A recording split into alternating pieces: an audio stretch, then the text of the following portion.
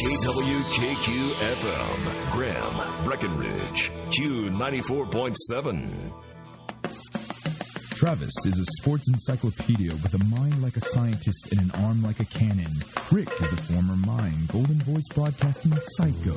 And Joe is a freewheeling wild card with zero sports knowledge to speak of. Together, they make the crew of Offsides. Now on Q94.7. Brought to you by The Oil Pit, D&J's Polaris, Womack Construction, and Texoma Foam Installation Services.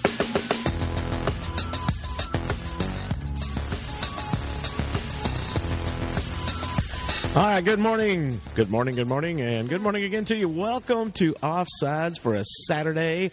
I guess you'd say a bye week. Bye week time. A bye week Saturday. So here on this fabulous day here in the neighborhood. Hope everybody is having a good weekend so far here as we get, no Graham Steer game last night. It was funny how many people this last week I'd be going to the store, going someplace, and they'd say, "Hey, Rick, where's the game at this week?" I'd say, we're off this week. What? Huh? What? Huh? You know, they didn't understand what a bye week meant. And it would be the great look of disappointment upon their face that there wasn't a Steer game this last night. What did everybody do for fun on their off night? We had steaks and watched a movie. I went to the Mavs game last night with the wifey, and we can get into that a little later. We can get into it now. We can get into it whenever you want. I've got some interesting talking points on the Mavs game. We'll get to the Mavs here in just a little bit, as we'll throw that in with our pro talk here in just a little while. But no Steer game last night, but the playoffs. Playoffs, yes. The playoffs get a little bit more. I guess you'd say. Kind of clearing up a little bit last night because you had Hershey and Iowa Park, which is a big game. Hershey, 2 wins already on the district season. They took out Burke-Manette. They've taken out Iowa Park. Vernon goes into Burke-Manette last night. Burke is in some trouble. It's going to come down to this next week's game between Burke and Iowa Park to find out who gets that fourth place spot. Yeah, but I think we all kind of thought this is how it would shake out. I mean, I thought Hershey was a better team than Burke. You know, I thought Vernon was a better team than Burke, and obviously I thought that we were a better team than Burke. But I'm still holding out that Burke will beat Iowa Park because Iowa Park's in the same boat that Burke's in. If Burke wins, it'll be Burke and Hershey going big school, and it will be Graham and Vernon going small school.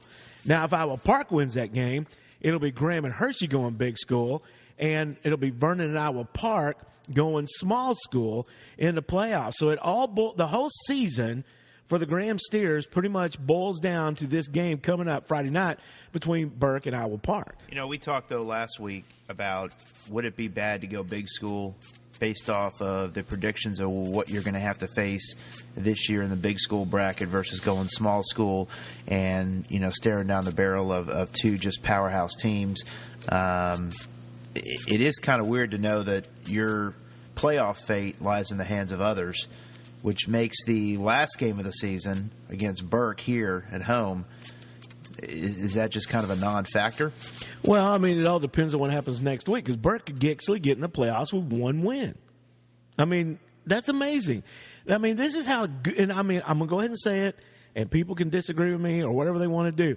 But this is how goofy the UIL has gotten that a team like Burke-Manette or like Iowa Park can get 1 win and get into the playoffs just to be completely crushed – the next week. Well, it's really silly, and I think most people agree with that. I think this is a grab at money of somehow, I mean, more playoff games, more money funneling into the UIL. I mean, that's the only way I can see how this would be beneficial to anybody. There's a team out in West Texas that only has 4 teams. And so they could go winless through district and make the playoffs. There's also a 6-man district. I talked to a guy yesterday. He is a youth minister at a church out at Robert Lee, Texas. And their district has 2 teams. Yeah. Their district has 2 teams because everybody else has either forfeited, dropped out due to grades, due to whatever injuries, whatever it is, they're down to 2 teams. So you know those 2 teams are going to make the playoffs. Well, you've got a couple of teams that are going to get a bye in the first round because they don't have anybody to play. You know, it's ridiculous. I think having that many teams in is I know what it's for. It's for money, but for the coaches, it's a nightmare trying to find places to play games because when you add 2 more teams or add another team, I guess, to the mix, it's bad enough as it is, but now you got to go out and you got to try to find a neutral site somewhere or you got to flip a coin and see you do a home and home kind of deal. And I mean, it's a nightmare.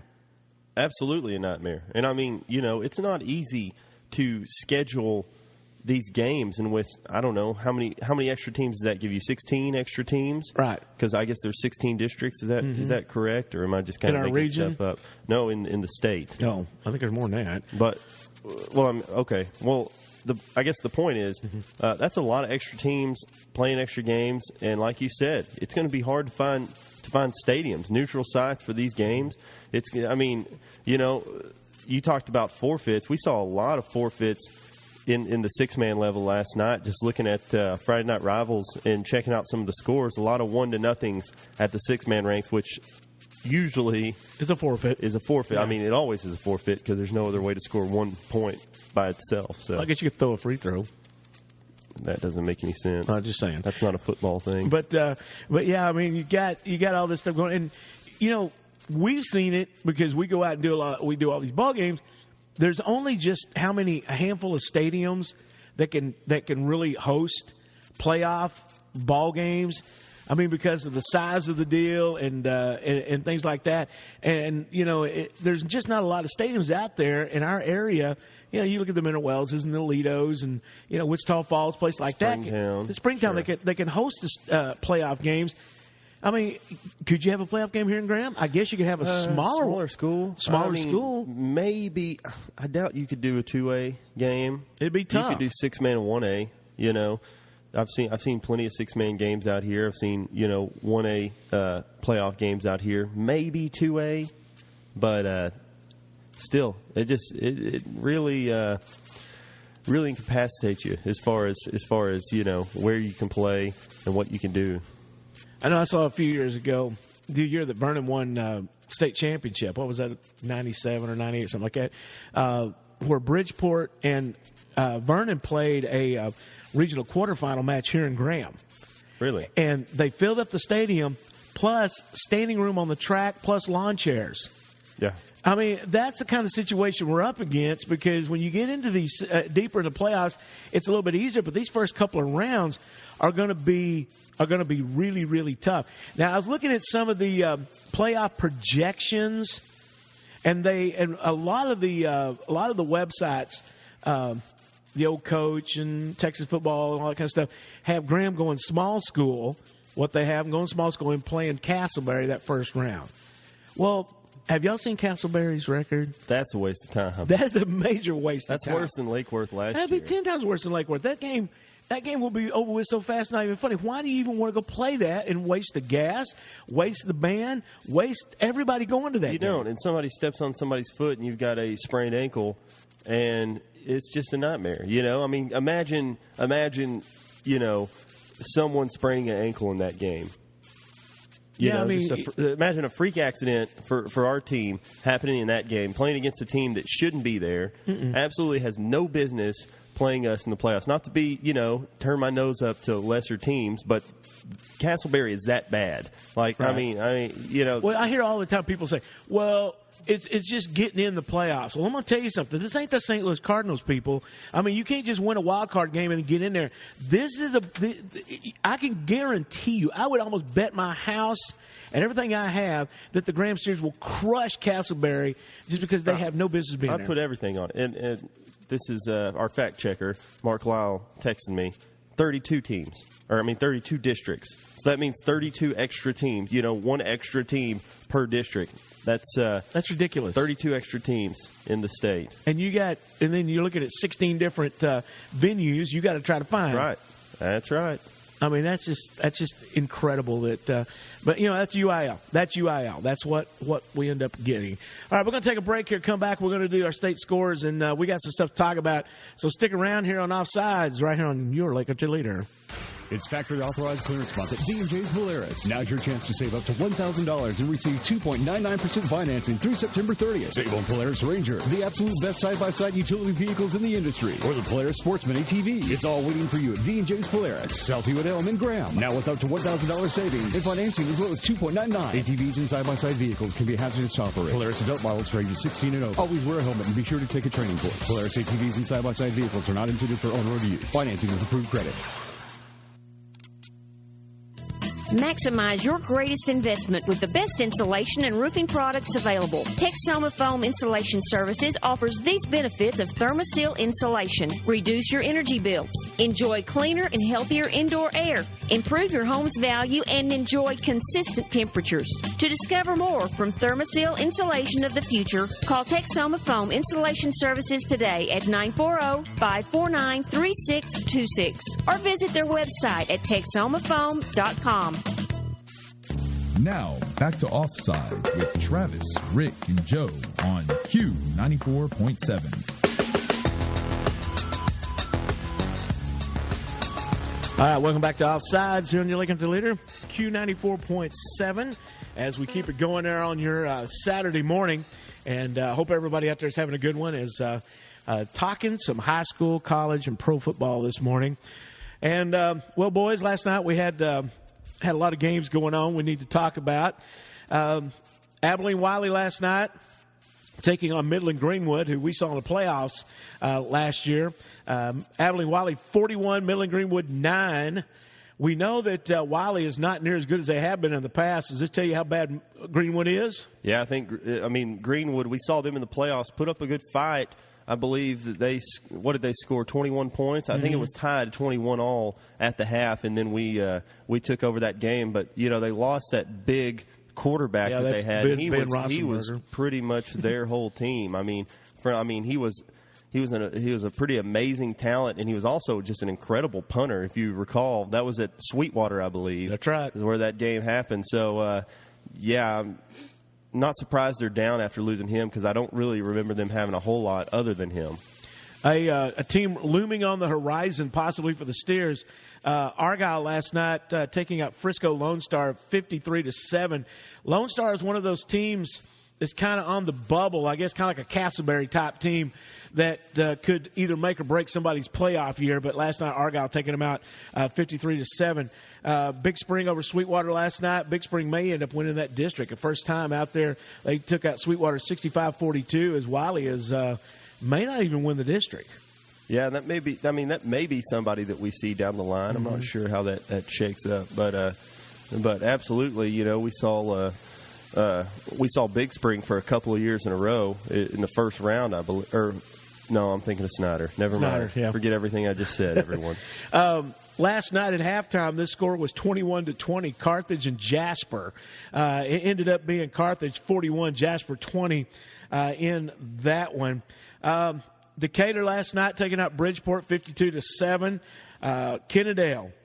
Kennedale taking out Fort Worth Castleberry 65-13. Castleberry could be a first-round opponent for the Steers. Yeah, the thing about that is, Kennedale's always had a good program, but I think this year we would whoop Kennedale. And for them to beat Castleberry like that, That shows you something. Yeah. Lampasas last night. This is in a shootout over Brownwood, 61-56 against Brownwood. Well, boys, it finally happened. Tell me. Minerwells got off the snide last night. Hey. Yeah. Minerwells beat Diamond Jarvis Hill last night 58-0. Yeah, they're the team. There's a team worse than Minerwells out there. That is not going to make the playoffs in that district. You're talking Kennedale, and then you got Springtown, who we played earlier this season. You got Lake Worth, Mineral Wells, Castleberry, and Diamond Hill Jarvis. Yeah. And really, those last four teams are just bad. Yeah, real bad. Speaking of Springtown, they beat Lake Worth last night 49-7. Stephenville, another team we could see, beat Venus last night. Well, but that was a long road trip. Yeah, I mean, space trip. Whole 2 planets over. But Venus, I guess one planet over. Stephenville last night, 55, Venus 6. In a looked like a pretty good game. 2 running teams last night. It was Vernon 33, Burkmanette 21. Both teams love to run the ball. And it was a good one there. Also, Hershey just destroyed Iowa Park last night, 49-28. And that was the debut of Hawk Stadium last night. First time they got to play at home. Wow, I'd like to see it. I'd like to see all the renovations. They said they got the field looked good. The problem was they didn't have the press box was not ready. Oh, okay. And they had the American with Disability stuff that they had to make sure they had to get that up and going. But once they got it going, then it was ready to roll. But last night, Hershey tore up the debut of the stadium. Cisco last night over Hamilton, 62-34. Cisco, the number 7 team in 2A. It was the Eastland Mavericks last night over the Dublin Dr. Peppers, 58-21 in that one. Good one. Well, Albany, another team in our area that is ranked in the top 10 in 1A. They took out Baird last night. Yeah, the Breadmen just couldn't hold up to the Albany Lions, 35-0. You're on a roll, man. I know it. Windthorst over Olney last night, 27-14. I don't know what the aunts and uncles did last night, but I didn't see their score. But it was reel it back. Reel it back. Bowie Goldberg last night over Woodson, 70-22 in that 6-man matchup. The Knox City Greyhounds and Superfan Chad last night rolled into Bryson and beat Bryson 54-7. Have you seen Superfan Chad? Ooh. Superfan Chad is like the bomb, let me tell you. That guy, he is an amazing, amazing man. Newcastle last night over Forestburg, a big shutout for the Bobcats, 56-0 in their homecoming last night. So that was a good one. And Strawn, 58, taking out Brian Urlacher's team, Rising Star, 58-8 last night in that matchup. So a lot of good 6-man scores last night, and a lot of scores that I guess a lot of games are really going to be impacting the future of the Steers coming up. Yeah, well, we're getting down to it, and just before playoffs, every district game is so interesting. So it's getting a lot more fun to follow these scores and see how everything is going to shake up. We were talking about media earlier, off the air, by the way. We were talking about the media earlier. Do you think that some of the folks in maybe Wichita Falls are going to make this coming week, Graham Hershey, both with 2 wins in district, bigger than what it really is? Oh, my gosh. Yes, absolutely. I'm not, but some other sports writers in the they're going to make a bigger deal about what it really is. Are going to make it sound like this is it, folks. This is a battle of 2 heavyweights, But from what I've heard from coaches who have scouted Hershey, we can expect to see about 2 plays that can go 2 offensive plays that can go either direction, and then a play action play off of those. Well, there's only been what, 1 common opponent in district so far. Sure, actually 2. Yeah, 2 common opponents. Hershey beat the one that we beat, and the one that we beat, Vernon. Vernon pretty much took them to school. Yeah. So I'm anxious to see how this is going to turn out. I don't think that Hershey. All I hear, and I've heard it from like the same sports writers you're talking about. Mm-hmm. Speed.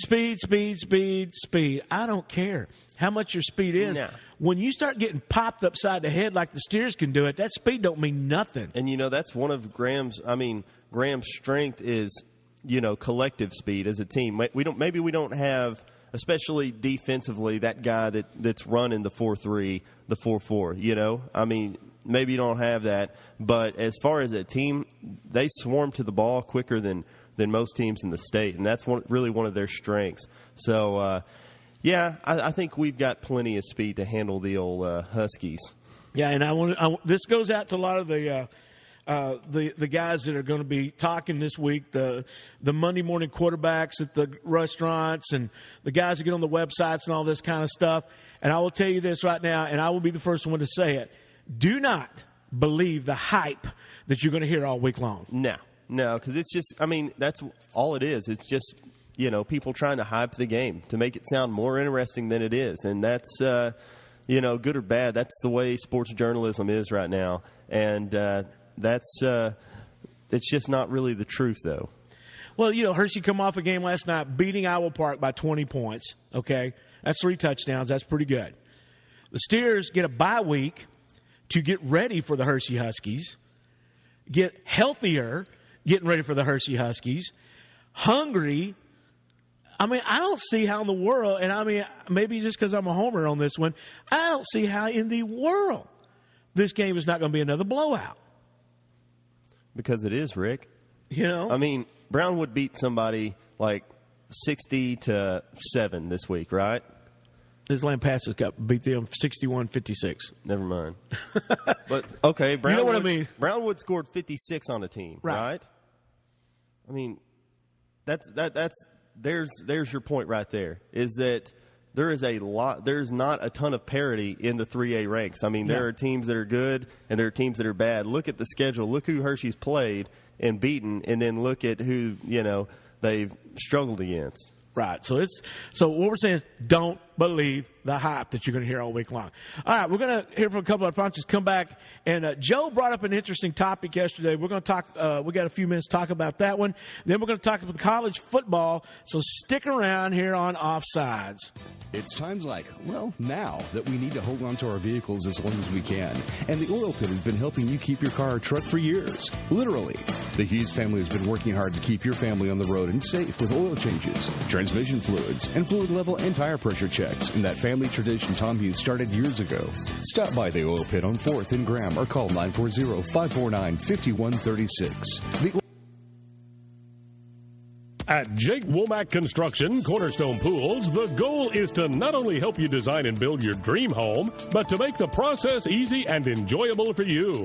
They're a full-service design-build company with a wide range of experience. Jake Womack can help you with all phases of new home construction or remodeling, procuring suitable land, architecture and design, building your home and landscaping your yard. Call 940-549-9944. Jake Womack Construction, helping you build your dreams.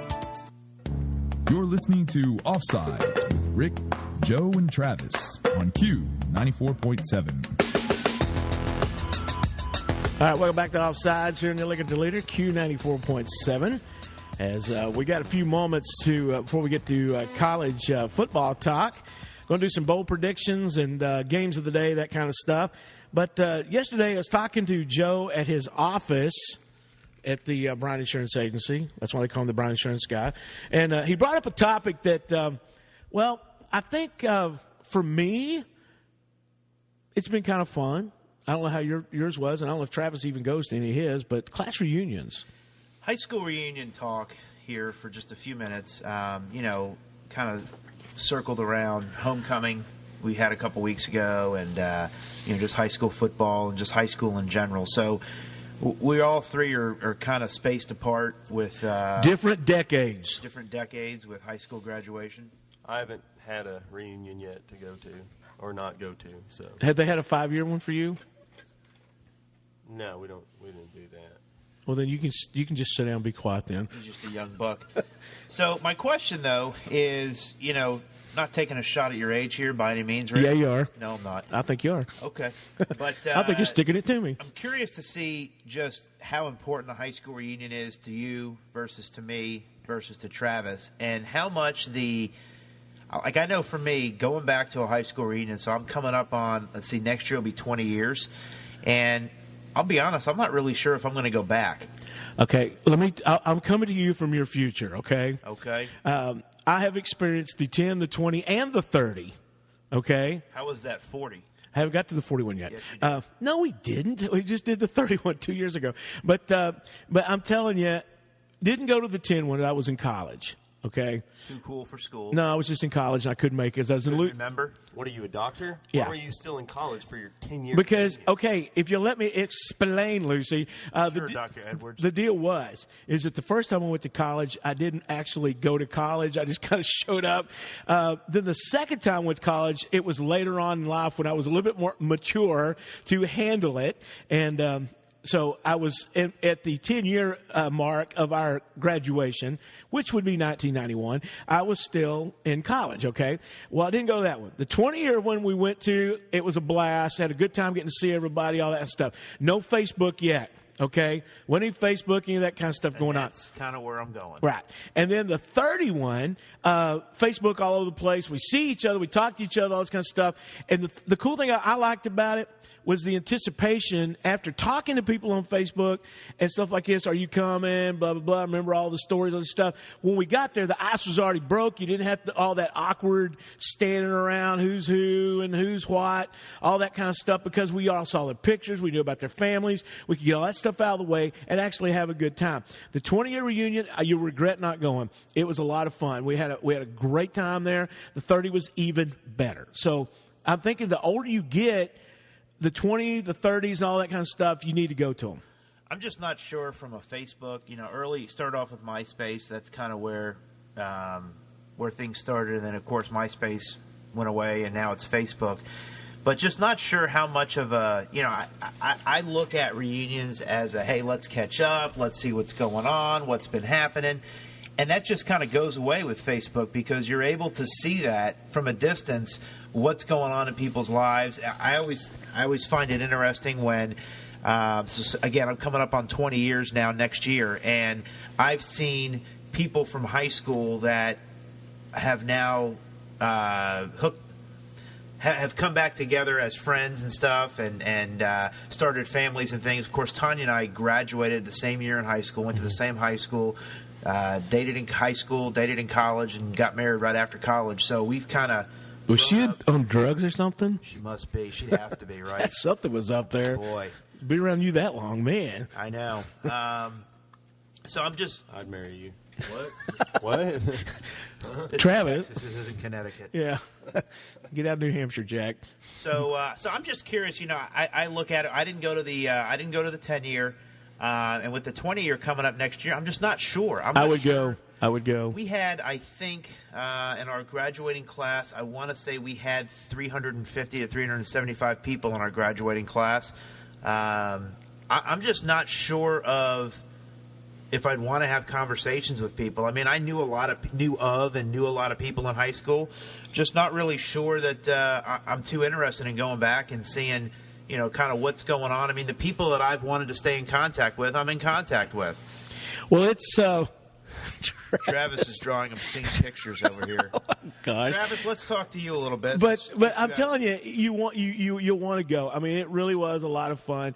I mean, I think the Facebook thing really helps out a lot, because you don't have to sit around going, okay, what are you doing now? How's your family? Where do you live at? All that stuff. Let me ask you this, though. And again, Travis can maybe stop drawing obscene pictures over here and suggesting things. Anyway, so...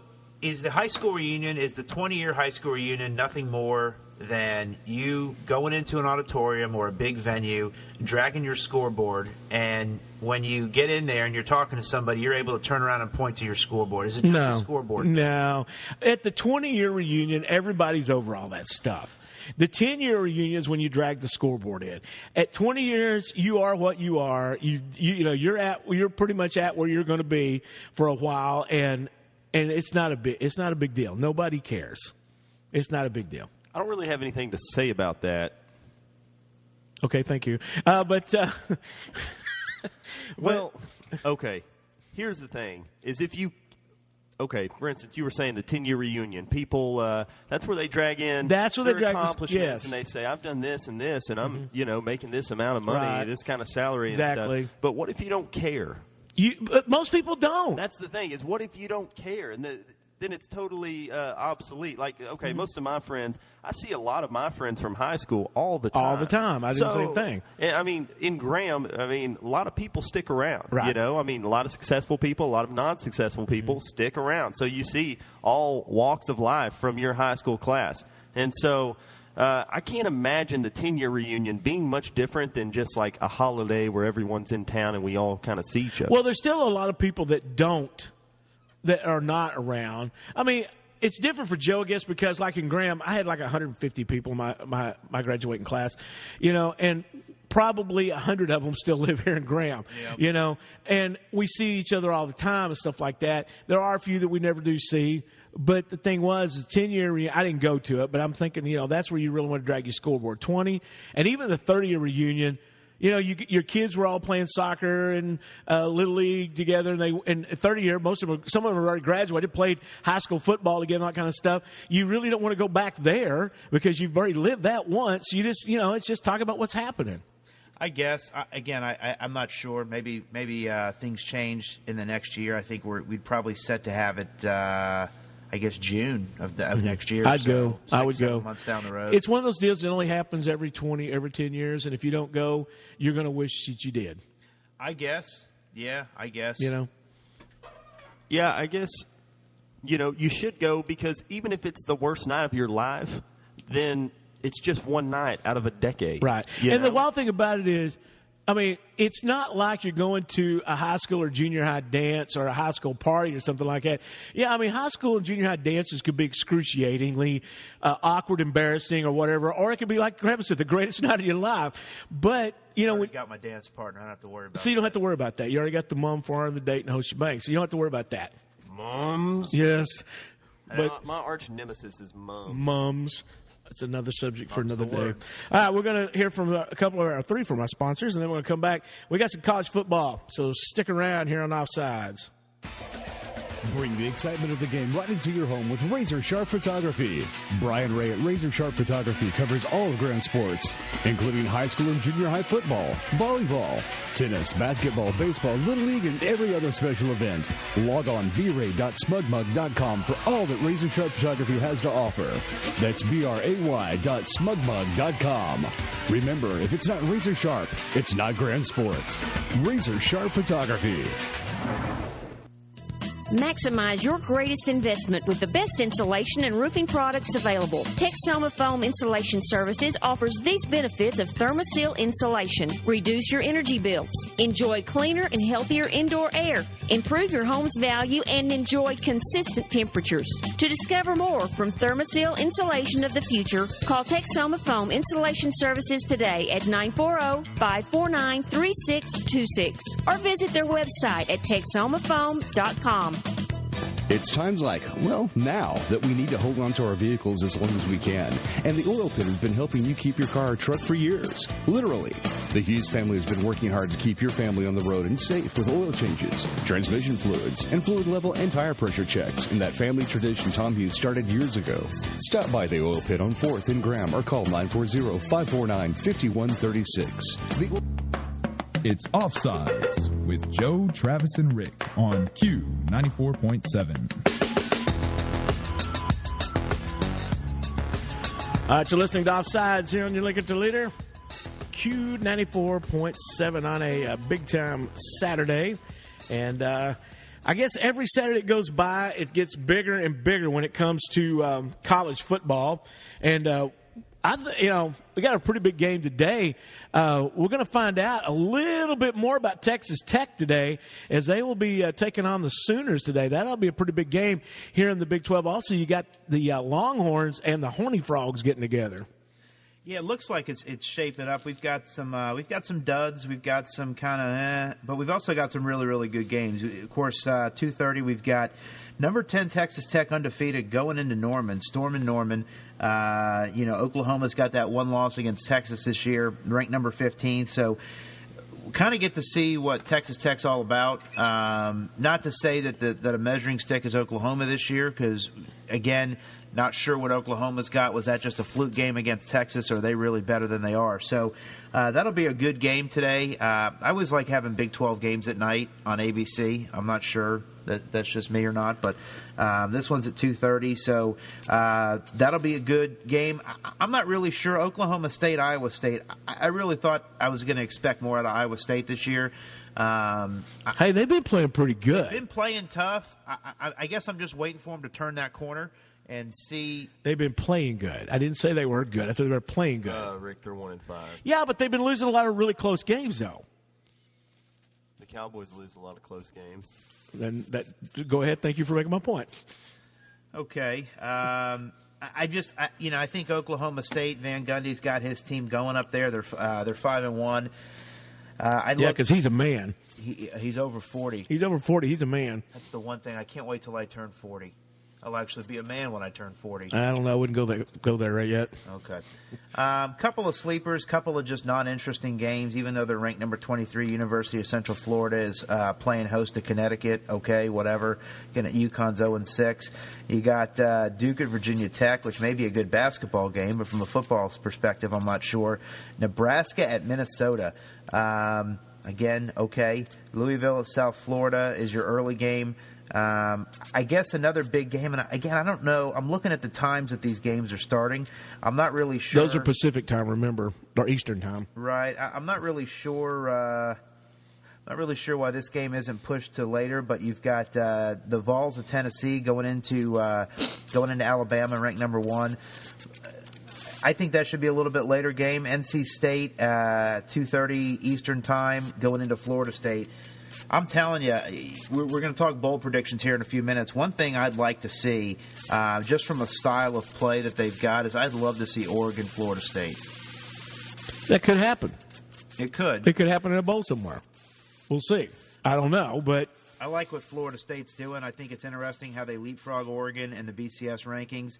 I'm not sure if that's strength of schedule. Well, a lot of that has to do with Nike money, too. Because Oregon is huge Nike money, and they're going to be pouring that stuff into the college football. So you're going to see a lot of that. Until Oregon loses, they're going to be up at the top. Right, but I thought it was interesting that Florida State, I think, was like 5th, 6th, maybe down the list before BCS rankings came out. And then they leapfrogged Oregon once the BCSs came out. So I like Florida State. I think they've got a great team this year. I guess looking at Baylor, good gosh, how much is 6-0 Baylor going to hang on Kansas today?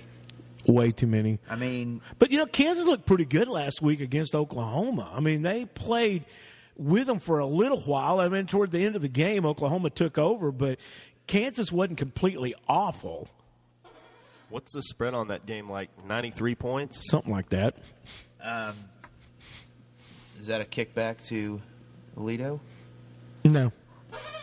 No kickback. Just the fact that Baylor scores. Baylor's good. Baylor's really good. And they're going to score a lot of points. I read a funny tweet from Greg Tepper of Dave Campbell's Texas Football, and he says, Baylor basically runs 2 plays, touchdowns and failures.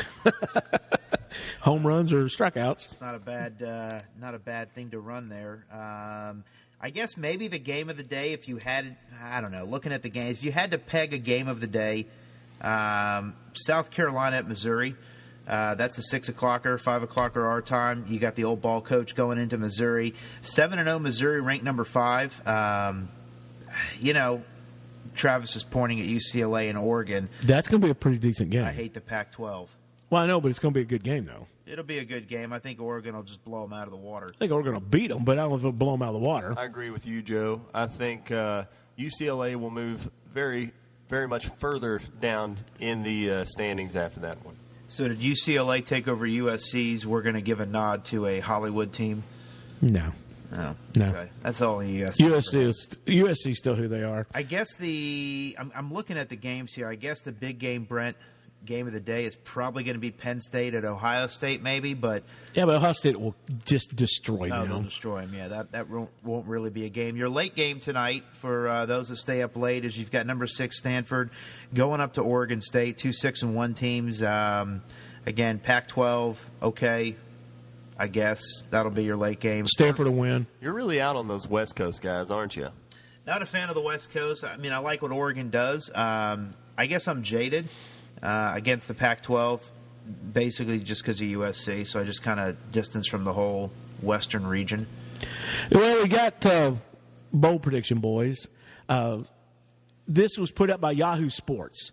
And I went through and highlighted some of the games because – my feeling is we have way too many bowl games. Oh, my gosh. Are you kidding me? I mean, that's the understatement. Name of some of these bowls are crazy, like the famous Idaho Potato Bowl. I mean, that's one of the. But let me see what y'all's opinion is. Real quick, though, when do we have in the Offsides Bowl? We could do that. I'm only doing that if I play quarterback. Okay, no problem. And on December the 26th, that would be the day after Christmas for all you in Burke Burnett, Poinsettia Bowl in San Diego. They're looking at the number 2 in the Mountain West Conference. That would be Boise State taking on Ohio. Boy. That one's kind of a stinker. Ohio's doesn't have such a bad defense. That's the reason why they're getting a bowl game. But Boise State will win that one. Now, here's one for you. I don't know will they come up with this one, but the Texas Bowl in Houston at Reliance Stadium. They got TCU taking on Indiana. Okay. That's the number 6 team out of the Big 12 against the number 6 team out of the Big 10. Wow. Kind of a stinker there. Well, this one's kind of a surprise, though. I mean, looking at how good Texas Tech has been playing this year, they're predicting Texas Tech going up against Michigan State. That looks like a good one, though. On the Buffalo Wild Wings, right. But how does Texas Tech not get up and get maybe a little bit bigger bowl? They're not going to either because the Big 12 is so down right now. Yeah, and I think a lot of people – I think that revolves around a prediction that they lose to Baylor or Oklahoma or both. Right. Also, the December 27th matchup, the Kraft Fight for Hunger Bowl. This doesn't sound like such a bad matchup here. Oregon State taking on BYU. BYU has surprised a lot of teams this year. They got a really good defense. Oregon State, the number 6 team out of the Big 12, that might be an enjoyable game. This game here, the Russell Athletic Bowl in Orlando, Miami of Florida, which number 3 in the ACC, getting off their probation, taking on Louisville, the number 2 out of the ACC. That ought to be a pretty decent game, but I would think probably a high-scoring game. The Buffalo Wild Wing Bowl, is actually they got Texas against Michigan in this one in Phoenix. Tech against Michigan State. Well, here it says Texas, Big 12, number 4, Texas against Michigan, the Big 4. The thing is, both of you guys are looking at different predictions. Well, they've got Texas Tech. They've got them. This is the out of Yahoo Sports. Texas Tech, December the 30th. They've got them in the Holiday Bowl, which the Holiday Bowl is beginning to be one of those kind of bowls, kind of like the Fiesta Bowl, that a lot of people want to breakout bowl. Yeah, I know a couple of years ago, before Texas won their Big 12, or before they won the championship, they won that Holiday Bowl the year before, and that's kind of the. That seems to be like the. It's kind of it's the fashionable bowl lately. Yeah, I mean that's the bowl that people tend to win, and then next year if you win the Holiday Bowl, you're getting talked about in the run for the national championship the next year. Well, they got Texas Tech up against Arizona State. That's the number 5 team out of the Big 12 against the number 3 team out of the Pac-12 in the Holiday Bowl. Texas Tech, Arizona State ought to be a pretty good game. Now, where they've got Oklahoma set up, they got Oklahoma projected to play in the Alamo Bowl, Oklahoma against UCLA. Yeah. I think Oklahoma crushes them. Right, I think so. I think you've got that right. One game that I think could be interesting, the Chick-fil-A Bowl. Of course, I'm looking at CBS Sports, but Clemson versus Ole Miss. Ole Miss, they've got them in there. In the Capital One Bowl in Orlando, that Michigan State versus Texas A&M. The number 2 team out of the SEC and the number 2 team out of the Big 10. That will be a pretty decent game. What about the Cotton Bowl? They're predicting Oklahoma State and LSU. Well, okay. What they got here? Yours is a little different. They've got mine. CBS Sports has got it. Baylor versus LSU. Well, they've got here Oklahoma State versus LSU out of the SEC and the Big 12. Now, looking at your Big Daddy Bowls coming up on these are your big boys on January the 1st and on up. On the Rose Bowl, they've got Ohio State versus Stanford, and now they've got Stanford projected to win the Big 12. In the Pac-12. Oh, I mean the Pac-12. So I don't know. Do you think Stanford can knock off Oregon? They'd have to knock off Oregon State too, wouldn't they? Yeah, but I mean but knocking off Oregon, that's a pretty big deal. But they got Ohio State, number 1 out of Big 10, and the number 1 out of the Pac-12. In the Fiesta Bowl, they got Baylor versus Fresno State. Yeah, we flip-flopped on that. So, yeah, Baylor. I'd like to see Baylor jump up there and get a BCS game this year. I think that'd be good. I think that'd be a really good nod to the program, seeing as how far they've come. I think that is a huge mismatch there. A huge miss. Travis, wake up.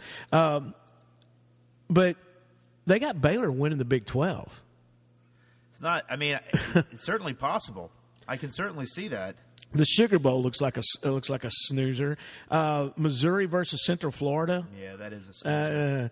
Unless Missouri isn't what we think they are, unless they're going to falter down the line, I don't know. But yeah, that looks like a sleeper. Another snoozer: Florida State versus Wisconsin in the Orange Bowl. That's speed versus big, isn't it? Yeah, that's a great. But here's what they got for the national championship, and I think this is the last year of this, correct? Yeah, and next year they will go into the playoff system.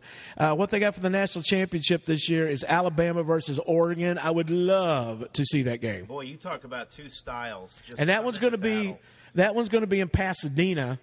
At the Rose Bowl is where it's going to be taking place this year. So you get 100-something thousand people in there. And but yeah, Oregon and Alabama in the national championship game. Just two styles that just, boy, I tell you, just a ground and pound versus an air and out and speed. Wow, that would be a good game to see. I would like to see that. All right, we're going to shift gears here. We're going to talk some pro football and let Travis wake up and talk about his experience with his wife, son, and the Dallas Mavericks. That's coming your way here on Offsides. Stay tuned.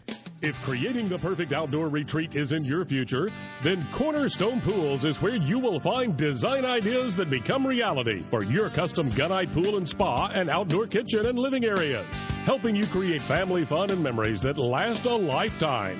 Honesty, integrity, dependability, the cornerstone of everything they do. Call 940-549-9944. Jake Womack Construction Cornerstone Pools, helping you build your dreams.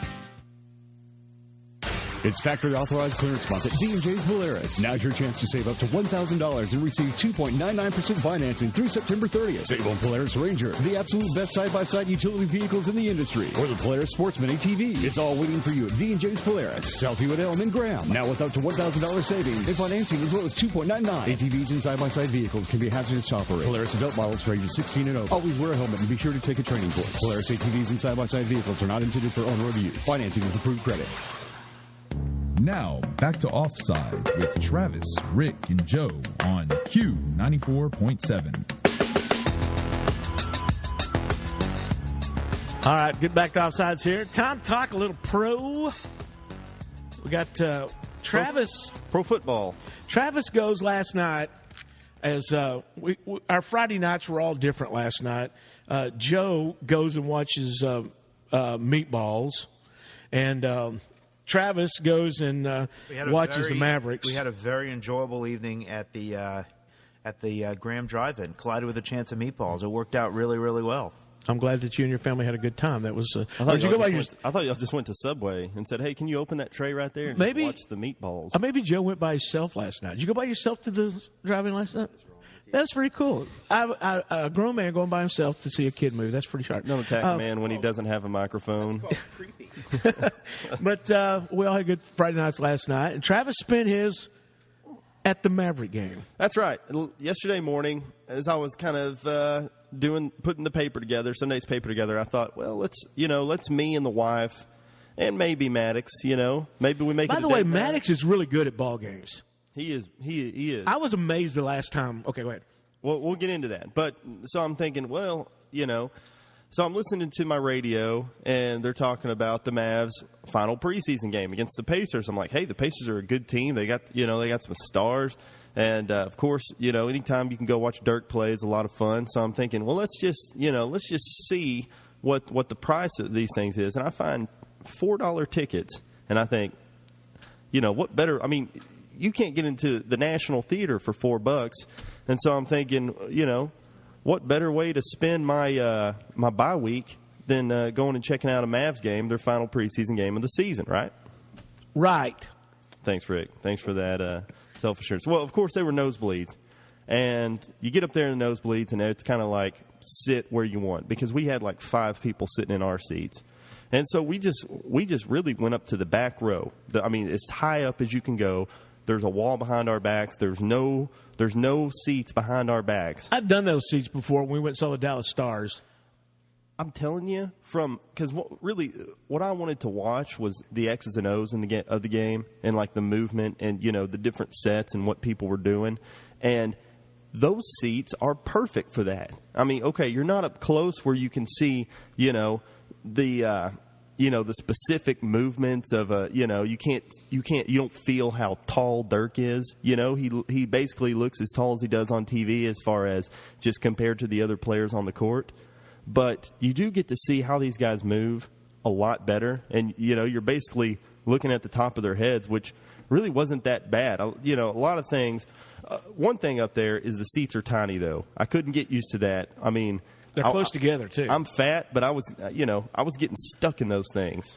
But luckily, we had the whole row to ourselves, so we could at least spread out in that aspect. Just really amazing athletes. You just think about how the shortest person on that court is my height. And I'm 6'2". And there's guys, and they look so small. And then you look at the program, and they're 6'2". It's just wild. Mavericks. Talking a little Mavericks. I don't know. We don't look that. I was really excited about seeing three people. I'm always excited to watch Dirk play, and he shot well. And I was excited about us picking up Jose Calderon and Monte Ellis.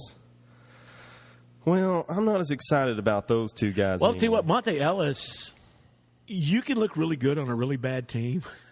But then when you get on a decent team and you don't look near as good as you did. Well, we take a lot of bad shots, and he came into our team as a guy that people knew made bad shots. And what they were hoping is that the two-man game, and when I say two-man game, think about what Jason Terry and Dirk did together when they were on the floor together. And they're thinking that that's going to open him up into – I mean, he's already an elite scorer as far as, quantity goes, but that will make him a more efficient scorer as well. And so that was kind of the plan with Monte and Dirk. But for whatever reason, obviously the reason is that everyone who, is in their first year with the team, there is no chemistry at all offensively. I mean, it's just a bunch of guys taking a lot of bad shots. And, the Mavs ended up just getting spanked by the Pacers. And the Pacers looked incredible. They added Scola, but they looked like a team that played well together. I mean, obviously they took the Heat, in the Eastern Conference to, the bitter to the brink. End. Yeah. I mean, they were neck and neck with the Heat, and they got a lot of good athletes, and it was night and day. When the Pacers had the ball, just as smoothly as they operated in the shots that they got, and they made their shots, and the Mavs, even when they got open looks, it seemed like they were just missing. So, do you think it'll make any difference when Devin Harris gets back? I really don't, man, because this is a totally different style of play than where he was in 2006 with this team. I mean, they've won a championship since then, and they were a completely different style of play from the 06 team that went to the finals. So I think Devin Harris is just another combo guard. We got tons of combo guards, guys that can play the point or the wing. And really, it just wasn't a pretty look. We don't have anybody who can rebound. I don't know how many offensive rebounds we gave to Roy Hibbert and the rest of the Pacers. I mean, another thing I was disappointed in is Jan Mahimi. Maverick champion, he didn't play a huge role in that team, but he did get some minutes in the finals. Right. Didn't get a lot of ovation coming back as a Pacer. I was like, hey, that's one of our guys. I remember being at a game when I was a little kid, and when it was Derek Harper's last season at Reunion Arena, and Popeye Jones, the Mavs were playing the Raptors, and the Raptors first year as a team. That was bad. And Popeye Jones comes onto the floor, and the crowd erupted. And I'm like, yeah, it's Popeye Jones. He was a great Maverick, and just an all-around great dude. And not a lot of reception for Mahimi. It wasn't boos. It was just like, oh, who's this guy? I think a lot of what has happened is that I think a lot of the Cowboy fans have infiltrated into the American Airlines Center, because there are people in there who will make noise and scream and holler, but I don't know if the knowledge of the game is actually there. Yeah. And I also think that people are just kind of like Mav zombies at this point. They just go to the games because they've loved the team for years. And it's a fun night out. It's a bunch of guys that they don't know. Other than Dirk and Sean Marion, who do they know off It's hard to get your head wrapped around these guys, because, like you say, every year the roster turns over so much, you don't know who's out there. And I know we've already played a season without Jason Terry, but actually being at a game and not seeing the Jet on the floor. It's tough. It hurt my heart, man. Yeah, it's tough. That guy, I just loved him from Dirk's this big 7-foot superstar, and then you got this little sidekick in Terry. I thought he was the perfect matchup for those two, and it's just kind of sad to see. Yeah, it's just not a good deal. All right, I hope you had a good night. We had a blast. Maddox was great. We were in the top. We had a whole row to ourselves, like I was saying, and so we just had a blast. You know what's kind of weird is it with the schedule way at work. We had a night off last night. Mm-hmm. We got another one next Friday. I know. I was telling Haley that. I was like, well, I'm not going to have a lot of Fridays after this one, and then I thought, well, yeah, I'm going to have next Friday. You got next Friday, yeah. So we'll have to come up with something else next Friday. Right. Come up with. All right, Cowboys, we got just a few moments. Dallas Cowboys, the defense last week, hurt. I mean, there was guys that were playing last week I had never heard of. Yeah. One of our best defensive players last week was Nick Foles. Yeah. He was great for us. He did a great job last week, I'm telling you. And Barkley, when he came in. Oh, gosh. They were both. Did Barkley look so out of place? Oh, mercy. I mean, he looked like a pair of black shoes and a brown tie dinner. I'm telling you, he looked bad last week. I'm sure Joe has some thoughts on Matt Barkley. Yeah, Mr. Big Pac-12 dude. Again, we talked about this a couple of weeks ago about maybe a little bit of country club atmosphere that Texas has. USC's another one because, good gosh, does USC draft anybody that can play in the NFL? I'm just curious. I don't know. Well, there's been a couple of guys that USC has Well, the Cowboys have a left tackle named Tyron Smith. It's pretty good. I'm really hoping that he, plays in the NFL for quite some time. I mean, you got another one tomorrow. I don't know if Reggie Bush is going to play much tomorrow. I know he's got a leg or a knee injury or something. Yeah. He's not bad. But you know what I think? Reggie Bush playing tomorrow against for the Lions, I don't know if New Orleans knew what to do with that guy. And the Dolphins sure didn't know what to do with him. It looks like the Lions may have figured out how to use Reggie Bush. Yeah, I mean, I think the Saints were going cheaper, and that's why they brought Sproles in and let Bush go, because Bush was such a high draft pick back when draft picks got a ton of money before the new CBA. Now, as far as his usage, I think I think LaShawn McCoy was a great startup for the Mavs as far as getting McCoy's a lot better back, but they do similar same things. kind of player. Yeah, so they use them in the same kind of way, screens. Mm-hmm. Just being a guy that can probably not a great pass blocker kind of deal. So, looking at tomorrow's game, defense is going to have to play another good game tomorrow. Yeah, I mean, obviously, you're going to need those guys. You got starting safety, rookie J.J. Wilcox out with a sprained knee. Yeah. And so you're going to see this new undrafted rookie, Heath. I can't remember his first name. The dude, Heath. And, we'll see how that goes. My question to y'all is, just how important is this Lions game? It's a chance for the Cowboys to take 3 in a row. It's a chance for them to get a true streak going. And, it's a team that's almost identical statistically to them. So what does this game mean for the Dallas Cowboys? 2 things. First of all, in the division, it doesn't mean a thing. Sure. Division-wise, it doesn't mean anything because, Dallas has already got tiebreakers over the whole entire division after sweeping them in the first half. Yeah. So it doesn't mean a thing. But in the playoff big picture, it might mean something. And I'd like to, you talked about sweeping the division through the first round. I'd like for the Cowboys to sweep the division throughout. And, okay, so you've got 6 wins there, right? Right. You play the other 3 teams in your division. You got twice, and you got 6 wins. I don't know that that's going to happen. Maybe they go 5-1. I'd really like to see this team win at least 4 games out of the division. So far, we've got 1 over the Rams, and I believe that's it. That's it so far. Yeah. So, 4-3, got 1 win out of division. I'd like to see 4 wins go out of the division. I think this is one that they can win, but I think it's going to be a tight one. Yeah, and the thing tomorrow, my feeling is, tomorrow is going to be a lot of this is going to hinge on what the defensive line can do about causing problems for Matt Stafford. If they can keep him on the run and not let him get comfortable back in that pocket, then the Cowboys have got a great chance of winning this game tomorrow. But if Stafford gets plenty of time, he's going to pick the Cowboys secondary all to pieces. And how can that rookie, along with Brian Waters and Ron Leary, Travis Frederick, how good can they block that interior defensive line of the Lions? I think that's a really big deal. You got Ndamukong Suh and Nick Fairley, and those guys are mean. They're big. They're young. How well can they do against those guys? And I tell you what, Ndamukong Suh scares me to death because the guy is the dirtiest player. It's a cheap shot on Romo right now. A cheap shot on Romo, Murray, Brian Waters, any of those guys. Yeah. He is, and he doesn't care. He could say, I don't care. I'll take a $50,000 fine. I don't care. Yeah. That's kind of kind of player he is. So it'll be interesting to see how that one goes. Yeah, I think this. If they get a win here, I think it could fuel them to competing with the Saints next week. So I really think that this would be a big deal for the Cowboys. All right, we're going to have to wrap it up here on Offsides. We're having a good discussion this morning, so stick around, keep it rolling here on your Lake Country Leader, and we'll see you back here on Monday. You just experienced Offsides with Q 94.7. Brought to you by Texoma Foam Insulation, Womack Construction, D&J's Polaris, and the Oil Pit. Sponsors are not held liable for mental anguish, skin conditions, or any other adverse reactions. We now return to your regular programming.